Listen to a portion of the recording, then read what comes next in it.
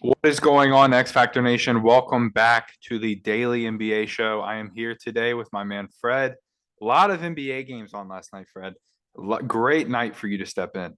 Oh, dude, I'm stoked, man. I'm sad I had to miss the last one, man, but you did an awesome job and I'm excited to cover some more NBA games. Yeah, like I said, a lot of games, so we're gonna have a lot to break into here. But before we do, don't forget to like, comment, subscribe, tell a couple friends. Let's get this thing rolling. But we'll get right into it here. The Cleveland Cavaliers defeated the Orlando Magic 92 to 103.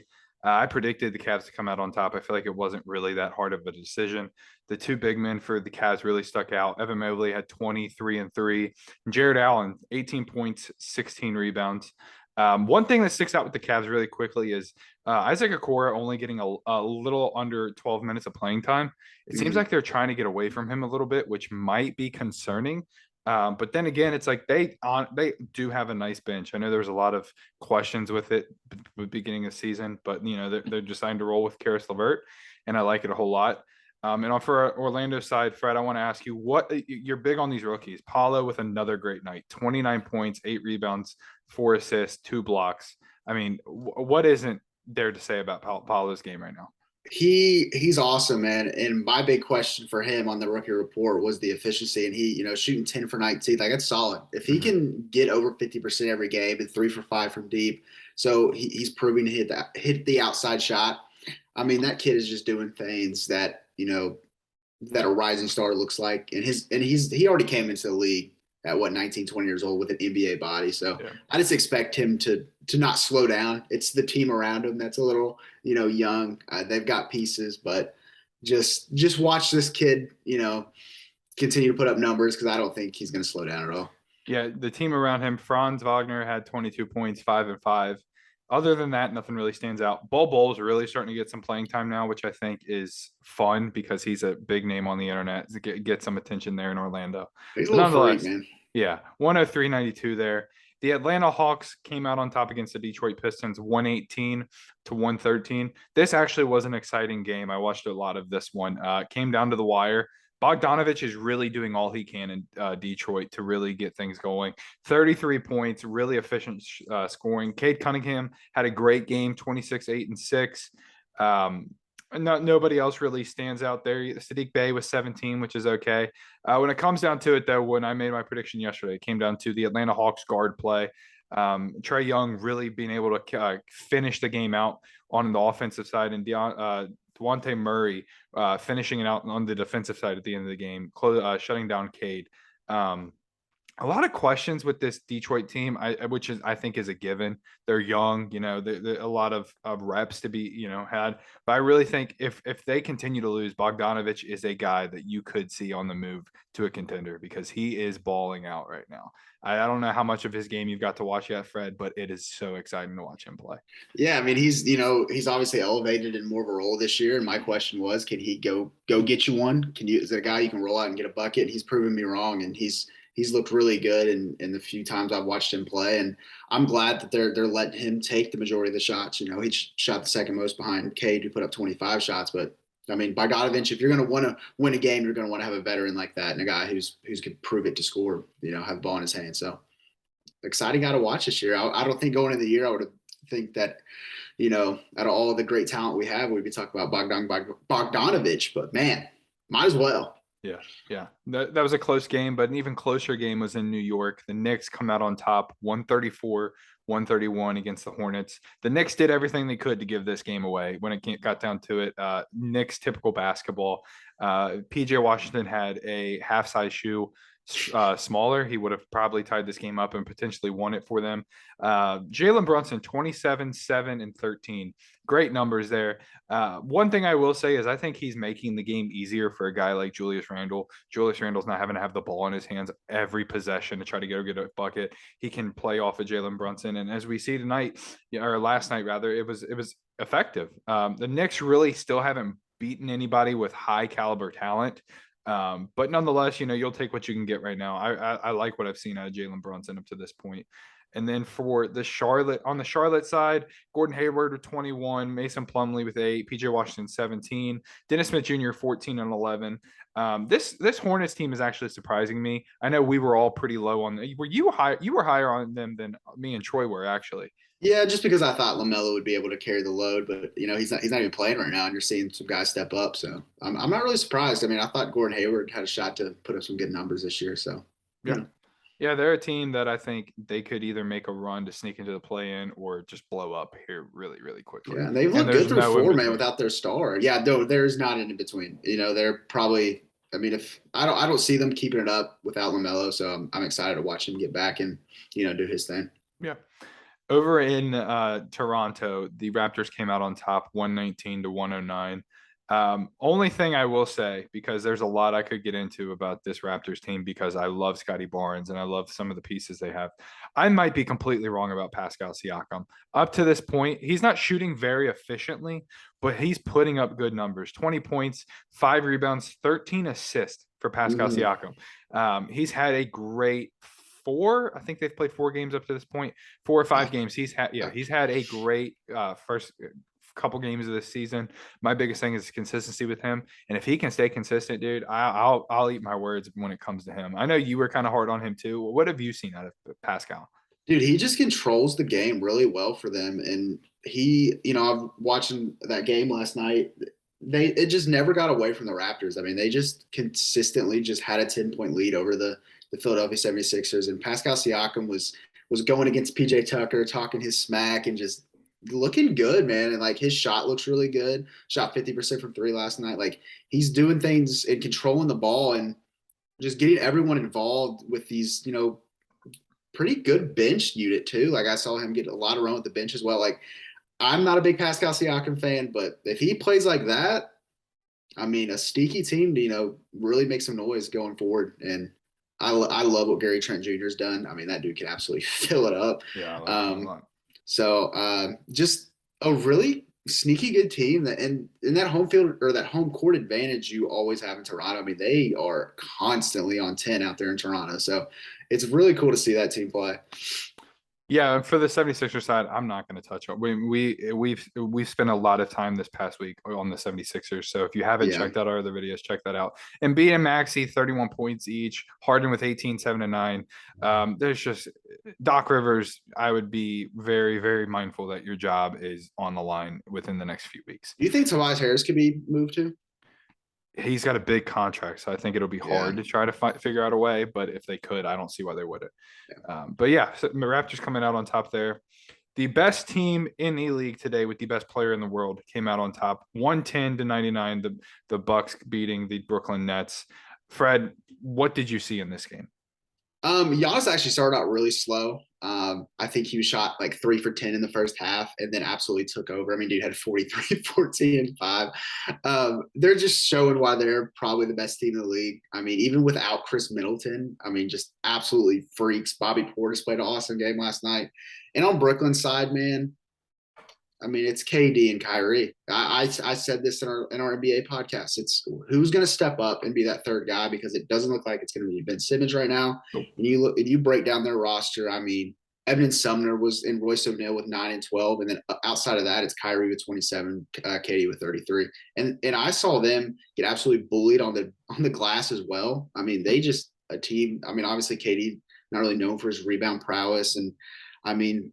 It's a lot of question marks out there, man. And Nicholas Claxton was getting moved around. So Ben Simmons looked like a baby trying to guard Giannis. He looks lost. He looks lost. The one thing I'll say is Kevin Durant and Kyrie Irving combined for 60 of Brooklyn's 99 points. That is not winning basketball. No. But there's a lot of questions with the Nets, and I think we'll address that here within the next week. So be sure to stay tuned in. Mm-hmm. Quickly, another game. The Chicago Bulls beat the Indiana Pacers 124-109. Benedict Mathurin had 15 points off the bench for the Pacers. Buddy Hield is shooting a phenomenal percentage from the 3-point line. I think it's like 52% for the season on 9 attempts a game. So really trying to get his name out there for a trade. Miles Turner only 5 points and 6 rebounds. If you really want to finally get traded, you need to step that up. And then for the Chicago Bulls, Zach LaVine with 28, DeRozan with 17, Patrick Williams with 10. All the starters for them scored at least 10 points or more, which I like to see, sharing the sugar a little bit. But with this Chicago team, I mean, we've addressed Fred before. It comes down to staying healthy. And if they can, I like their chances to sneak into a deeper run in the playoffs. Yeah, that'd be cool to see, man. Because I mean, they're starters. I mean, you look at them on paper. I mean, that's a championship level lineup right there. And you got guys stepping up on the bench like Caruso, Andre Drummond, Jeff Green, or Javante Green. Sorry, who's a great veteran. Kobe White, Goran Dragic. I mean, they've got some guys coming off the bench too. And my big question was, is DeMar DeRozan going to take a step back? And through 5 games, it doesn't look like that's going to happen. So I'm excited to watch Chicago moving forward. Another really fun team to watch, and hopefully eventually get Lonzo Ball back. I haven't really heard if when his timetable is, but once they get him back, man, watch out. Yeah, there we have it. 124-109 Chicago. Minnesota defeated the San Antonio Spurs 134-122. Looking at Minnesota side, the scoring is kind of spread out pretty nicely. Jaden McDaniels 20, Karl-Anthony Towns 21, Anthony Edwards with 34, D'Lo with 12, Rudy Gobert with 10, Noel off the bench with 23. So that's nice. I don't know how consistent that'll be with all the spread out the scoring for Minnesota, but that's a good win there against a San Antonio Spurs team who has shown that they're going to fight and scrap. Keon Johnson with 27 points, Jakob Poeltl with 12 and 10. I think he is going to be a guy that a lot of teams target this season. A team like the Clippers could use a guy like him. He's an elite rim protector. And he's just a very, very solid big man. Get him out of San Antonio in my eyes. There's not much you could really add to this game, in my opinion. Just from what we've seen so far from Minnesota, there's still a lot of questions to be answered. So yeah. They shot really well from the field, though. I mean, they've shot well over 50%, which I thought was really good for them. Yeah, absolutely. Another game here that we can quickly move through. The Houston Rockets lose to the Utah Jazz 109-110 or 101. I predicted a big game out of Lauri Markkanen, 24-9-3. So a pretty good game. Jordan Clarkson with 26 and 5. And for the Houston Rockets, Jalen Green with 17, Kevin Porter Jr. with 24, Eric Gordon with 16, Jabari Smith with 10. And Jabari finally had a good game the other night. It's kind of slowing down again, but it's inconsistency you would expect out of a rookie. Yeah, absolutely. And I've loved what Lauri Markkanen has done. He was one of the guys I highlighted in our NBA pod. Like, I told you all during our Western Conference prediction, I said, what, the Jazz could be a fun team to watch, and you all shot it down. But man, they are putting together some good games, and I'm really looking. I don't know. I don't think it's probably going to stick, but Lauri Markkanen, man, good for him. Yeah, absolutely. 110-99 was the score in Denver as the Nuggets beat the Lakers. Lakers still haven't won a game. I just have to giggle at that, man. I'm sorry. Yeah. Nikola Jokic, 31, 13 and 9. I said yesterday, the game is so easy for him. Go out of your way to watch him whenever you get the opportunity. And one guy I think Jamal Murray looks a lot better coming off a serious injury. He looks healthier. But one guy for the Nuggets that I really want to highlight is Bruce Brown. Yes. 18 points, 5 rebounds, 4 assists, 2 steals. His game, I don't know if he just completely changed his game in the offseason or just the environment he was in Brooklyn last year. It's just like he's being used to his full potential this year. And I really, really like it. Really like what he's done. And he's stepping up a whole lot. And for the Lakers side, no Russell Westbrook last night. Only thing that really stands out is Anthony Davis, 22, 14, 5, 3 steals and 2 blocks. This Lakers team is just bad. And we can say that clearly without Troy being here right now. But yeah, nothing much to add from me on my end. No, they project kind of just what I said about Brooklyn. Like outside of AD and LeBron, where's it coming from? You know what I mean? That was my big question mark going into the year. Where's it going to come from? They did not construct a good team around him. I don't care what you say about it. Like they just didn't. That is not a good roster. I remember you saying that too. You're like, it's just not a good roster at all. And on the Denver side, man, Nikola Jokic, I wouldn't be surprised if he won MVP again. That dude's an absolute hoss. Bruce Brown looks great. Jamal Murray punched it a couple times. His burst looks like it's just coming up every game. So get him involved. Michael Porter didn't even play that tonight or last night. So the Nuggets are just on a path to that 1 through 3 seed. I Oh, believe. absolutely. I think it's a lock. Ooh, Yeah. 1 through 3. Like you said, Jokic looks so just it's easy. He looks like Yeah. he's just boom, Yeah. something easy for him every time. Final game from the night. The Miami Heat defeated the Portland Trailblazers on the road, 119-98. No Damian Lillard for the Portland Trailblazers.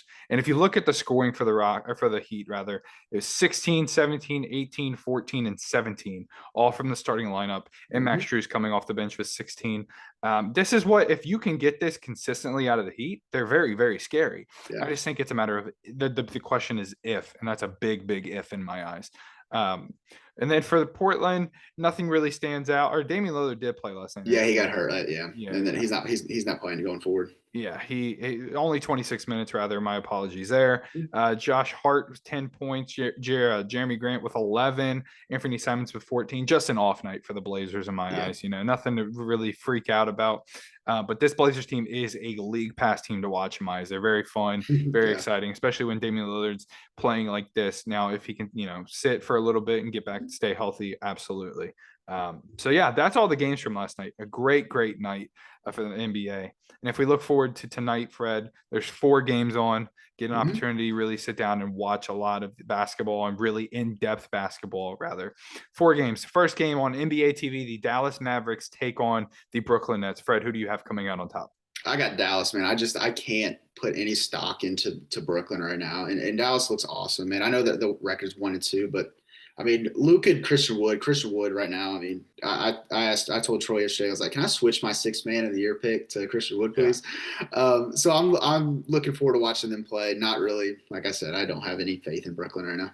Yeah, I'm also going to go Mavericks. I just think that Christian Wood and Spencer Dinwiddie and Luka are just very, very exciting to watch. And the Brooklyn Nets, it's like they brought in some defenders, but their defense just isn't there. Moving on, 8:00, the Clippers take on the Thunder from a rematch from just a couple nights ago. Thunder came out on top. I know Kawhi Leonard again tonight. I'm not positive Paul George is playing, but if Paul George is playing, give me the Clippers. Yeah, I agree. I think the Clippers bounce back and beat them on the road this year or this week or today. And then I like what Shai's been doing though. Absolutely, a must-watch TV show. Yeah, he's a bucket. He's a bucket. 10:00 on NBA TV. The Miami Heat go to the Golden State Warriors. This is going to be a scrappy game, in my opinion. It's going to be a great game to watch. Good defense, but solid offense at the same time. Give me the Warriors to come out on top, though. I'm actually going to go Heat here. I do not like what Golden State's done defensively. I really do think they have to step it up. They're giving up a lot of points. I think it's going to eventually come back and bite them, but I think they have to figure that out going forward. But I'm going to go Miami here. I like how they looked last night, and I think they build on that and beat Golden State tonight. And finally, the last game of the night, also at 10:00, the Memphis Grizzlies going up against the still winless Sacramento Kings. I think the Kings need a victory really bad. And I'm going to give them the Kings the victory here tonight. I think at home against a good team, you've disappointed some fans that have been high on you for the first time in forever. So give me the Kings to come out on top in a gritty game. Yeah, I'm going to go the gritty Grizzlies here. Ja Morant leading the league in scoring, 35 a game. Dude looks absolutely dialed in. So I wish I could watch this game. Obviously, it's blacked out in our area. Yeah. I really like what Sacramento's done this year. I just haven't been able to get a win yet. De'Aaron looks great. Sabonis looks great. So, and Keegan Murray, obviously, we know what we're going to get from him. So I am going to go Memphis, though. Just too much for the Kings. There you have it. That's all the games tonight. Only 4 games, but I think it's going to be 4 exciting games nonetheless. Yep, like I said, don't forget, comment, subscribe. We're going to be on here daily breaking down the NBA, coming out with a ton of content, not only NBA, also NFL. It's a lot of stuff coming your way, and you want to join the ride. Fred, thank you for coming on today. Dude, thank you. Love the NBA. I love this time of year. Let's get it, man. See y'all tomorrow. Yes, sir. We'll see you all then. Have a good night.